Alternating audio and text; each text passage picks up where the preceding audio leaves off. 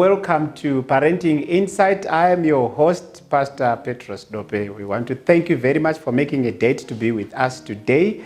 And we are having a discussion about smartphones. Smartphones, have they changed the face of a daughter's life? And to help me look at that topic, I have daughters in the house that I want us to explore together and discuss. I want them to introduce themselves to you. Thank you, Pastor. My name is Emma Mushiro. I'm 21. Thank you, Pastor. My name is Tanaka Zirenga and I'm 19 years old. And I'm Tinaishi Matamide. I'm 24. Thank you, ladies. Thank you very much for coming out so that we could discuss the issue of smartphones. But before we start discussing, there is a research that was done by Jean M. Tweng, a professor of psychology at San Diego State University. He says, when I started to notice big shifts in teens' behavior and attitude in the yearly survey of 11 million young people that I analyzed for my research, around 2010, teens started to spend their time much differently from the generations that preceded them. Then around 2012, suddenly shifts in their psychological well-being began to appear. These teens and young adults all have one thing in common. Their childhood or adolescence coincided with the rise of smartphones.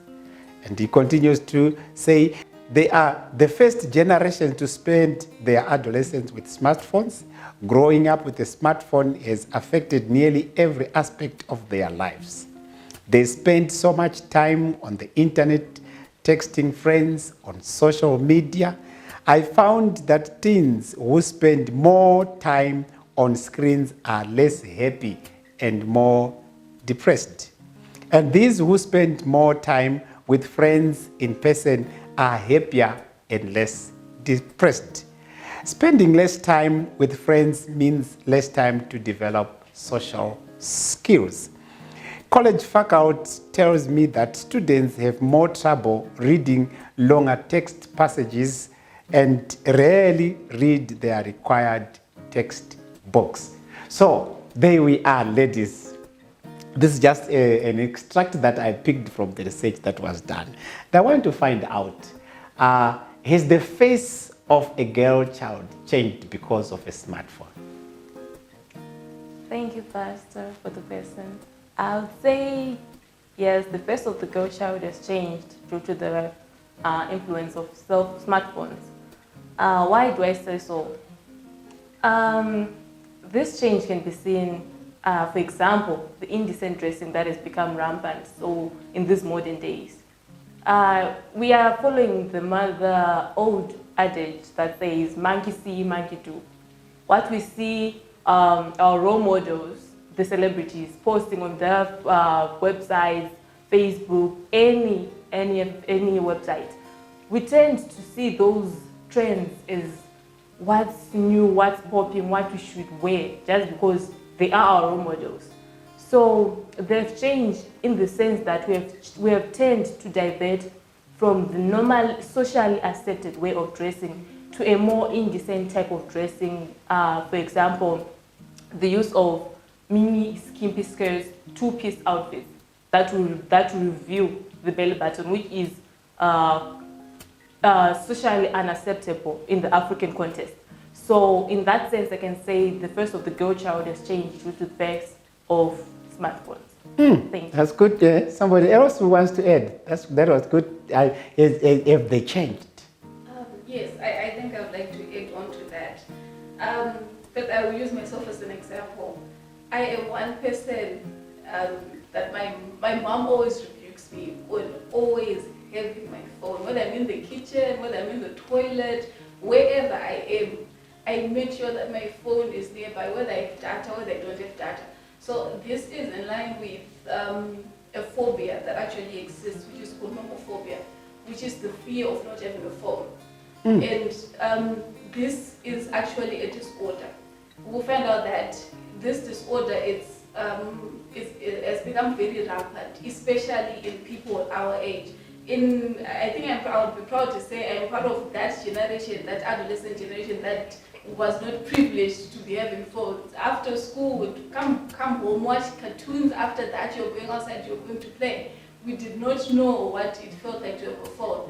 But as we grew, phones became more rampant, and this generation, like what Jean was saying in the article, this generation, they are starting to use phones even before they are adolescents. You know, from kindergarten, kids are being taught IT and stuff like that, how to use gadgets, and they're coming in of e-learning and all of that.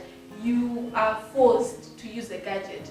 So that is changing our line of thought. Now our beliefs, our identities and all of that are being determined by what we are seeing on our phones.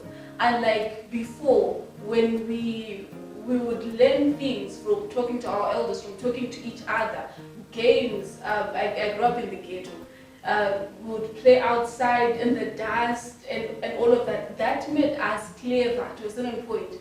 But this generation, our games are on our smartphones.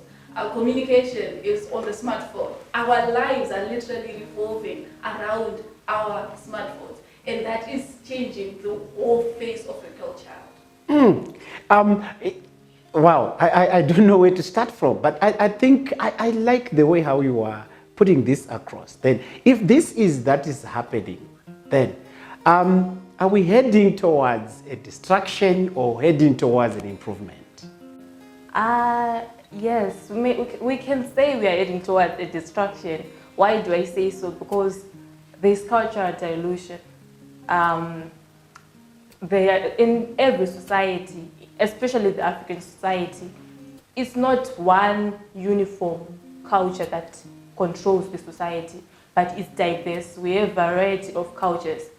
And with the trends of globalization, the smartphone is a force, a driving force of globalization. So we can say we are heading towards destruction. Why? Because we are teens, girls especially, we are now being taught new norms, new values, being socialized into another era that is quite different from the era that was lived by our parents.